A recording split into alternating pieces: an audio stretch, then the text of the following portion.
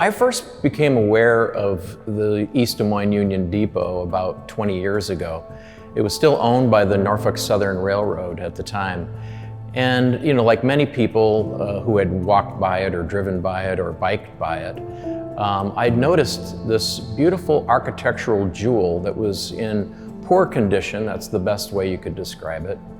But it made you think about, how could that be saved? How could that be saved for the future? And I thought to myself, if someone doesn't step up, and that someone is me, as part of a founding organization to try to save that building, it's not going to happen. If we don't do something about that, and soon, someone will buy that property, and both of the buildings, the depot and the 1950s warehouse that it was attached to at the time, will be demolished, and it will be used for a new construction. When I was 18 years old, there were some buildings in downtown Des Moines that were being taken down. And I wondered why these beautiful buildings were being taken down. What it did for an 18-year-old's mind and heart was to turn me into an historic preservationist. And thinking that, no matter what I do in the future, whatever job that I have, I want that to be a component of it.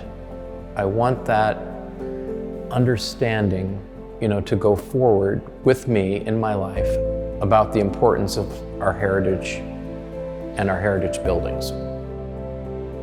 I formed an organization called the Des Moines Heritage Trust, and this is our first building that we wanted to save, was this beautiful Flemish Renaissance depot that served passengers on the east side for 40 years. It served members of the legislature and the governors of Iowa, the judicial branch, as well as a lot of immigrant population that not only could come to this depot, but less than a half a block away, they could enter the streetcar system that was all across Des Moines. There were 26 routes at the time. They ended passenger service in 1950 here. At the time then, the Wabash Railroad converted this depot into a refrigeration unit. They filled it with 3.5 feet of sand and 6 inches of concrete cap so that it could be at dolly level for truck service coming into the warehouse that they attached to it. The windows were all bricked up and it was sort of unrecognizable, and then they built a 9,000 square foot cement block warehouse on the north side of it. And for 70 years, no one could see this depot. A member of the Italian American Society brought a photograph of their family member arriving in Des Moines at this depot.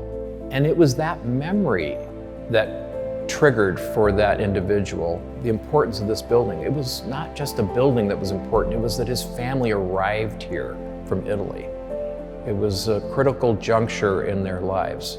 And today, that same family can come back here and marry the great-granddaughter of that immigrant in that same depot. So it's a different memory, but it's still the same building, and it crosses that 110 years of the life of this building. It takes a village whenever that you take on a project of this size. No one person can do it by themselves. And we went to the city and to Polk County and to also Jim County as one of the early funders of this project, which would not have happened without those three entities. They gave us the funding to actually purchase it from the owner at the time. We purchased the building, and then we had the intent and then actually followed through with the demolition of the north building. We were saving it, we were preserving it, we were bringing it back to life again for a purpose. And so we decided that we would add an event space next to us and call this the Des Moines Heritage Center. And we called it the Des Moines Heritage Center for lots of reasons.